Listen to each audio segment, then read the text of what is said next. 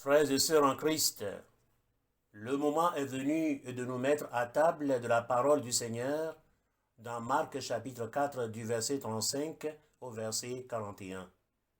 Après une journée d'intense activité pastorale, Jésus était très fatigué, complètement éreinté.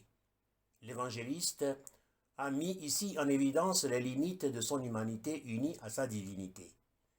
Il dit à ses disciples, passons sur l'autre rive. Et ils l'emmenèrent dans la barque comme il était. Jésus n'en pouvait plus. Les disciples étaient obligés de le porter dans la barque. Mes chers amis, je nous propose à réfléchir ensemble sur les 4 mots sortis de la bouche de Jésus. Passons sur l'autre rive. Il faut d'abord remarquer que Jésus n'avait pas dit aux disciples passez sur l'autre rive, mais passons sur l'autre rive. Même sous l'effet de la fatigue, Jésus s'engage à effectuer le passage sur l'autre rive avec les siens. C'est la confirmation de ce qu'il dira plus tard. Je ne vous laisserai pas orphelins, je suis avec vous tous les jours jusqu'à la fin des temps. Jean chapitre 14, verset 18, chapitre 28, verset 20. Notre Dieu est le Dieu de présence éternelle.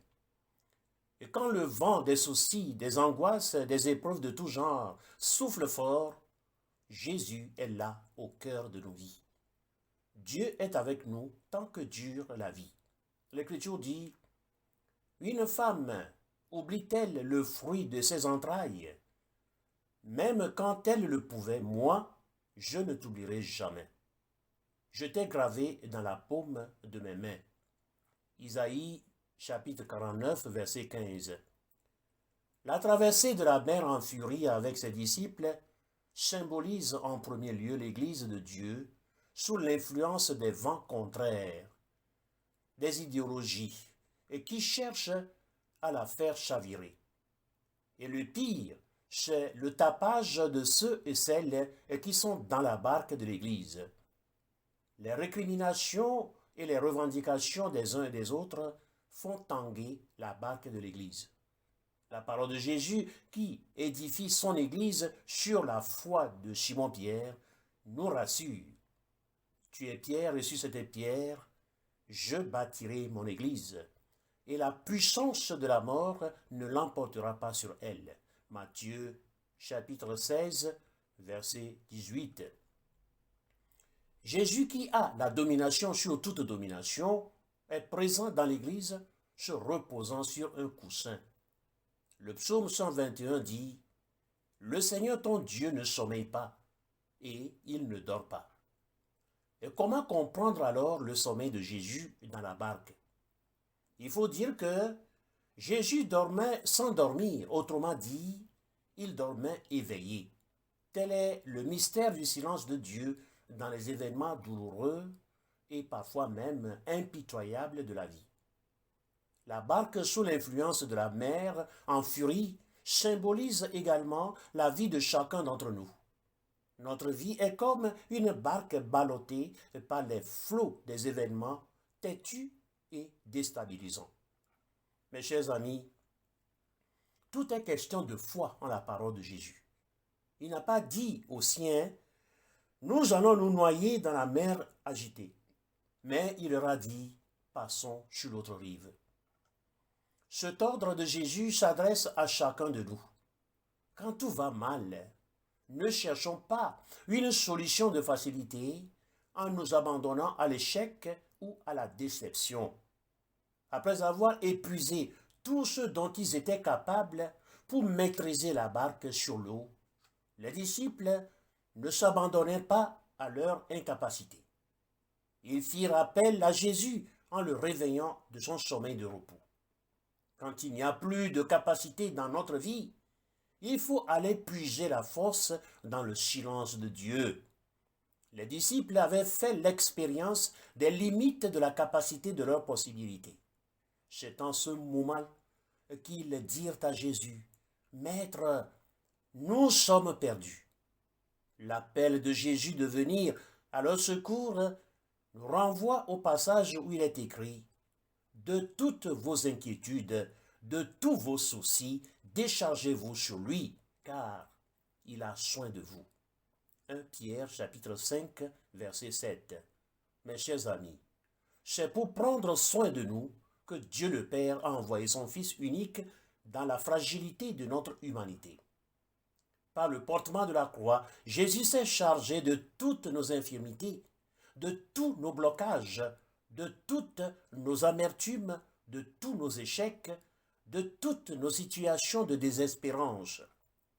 L'ordre passant sur l'autre rive nous apprend que Jésus est avec nous en tout instant dans la barque de notre vie. Il a le contrôle de la barque quand il dit « Sans moi, vous ne pouvez rien faire ». Et quand Jésus dit « rien », c'est vraiment rien. Sa parole appelle à la confiance, à une prise de conscience que rien n'est fini avec lui. Il y a toujours possibilité de reprise. Les disciples lui reprochaient de son silence. Cela ne te dit rien. Très souvent, Dieu utilise ceux dont nous l'accusons pour nous faire du bien. C'est par la puissance du silence qu'il alla calmer la tempête. Il dit au vent, « Silence, tais-toi !» Et aussitôt le vent tomba et il se fit un grand calme. Mes chers amis, qui est comme Dieu? Qui est-il donc pour que même le vent et la mer lui obéissent? Au point de départ, Jésus s'est montré impuissamment fragilisé. À la rive d'arrivée, il s'est montré infiniment puissant. Jésus est toujours présent éveillé et parfois présent en sommeil éveillé sur le coussin de notre cœur. Chaque battement de notre cœur témoigne de sa présence en nous.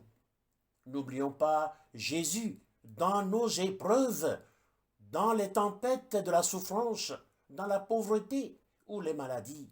Il est là. Depuis que le Verbe s'est fait chair et bien avant cet événement historique de salut du genre humain, Dieu ne s'est jamais évadé de la condition humaine. Si Dieu oubliait l'homme, il oublierait le reflet de sa bonté, puisque l'être humain est à son image. Dieu est toujours présent, faisant le premier pas vers l'homme dans son état bienheureux comme malheureux. Avant la désobéissance originelle, les Saintes Écritures parlent de la manifestation de sa visite à l'homme pour s'assurer de son équilibre psychologique et social. Il n'avait pas supporté la solitude d'Adam au milieu de ses créatures, ni son dénuement après la faute. Il dit, il n'est pas bon que l'homme soit seul. Je vais lui faire une aide qui lui soit semblable. Tout au long de l'histoire, Dieu est toujours présent auprès des hommes avec des promesses de vie. Mes chers amis, l'évangile de la tempête apaisée actualise cette pensée de saint Augustin. Dieu est plus intime à moi-même que l'intime de moi-même. Bien avant lui, Jacob disait, Dieu est en ce lieu et moi, je ne le savais pas. Genèse chapitre 28, verset 16. Le silence de Dieu fait cacher sa puissance. Notre vie n'a jamais manqué de sa présence depuis toujours et pour les siècles des siècles. Amen.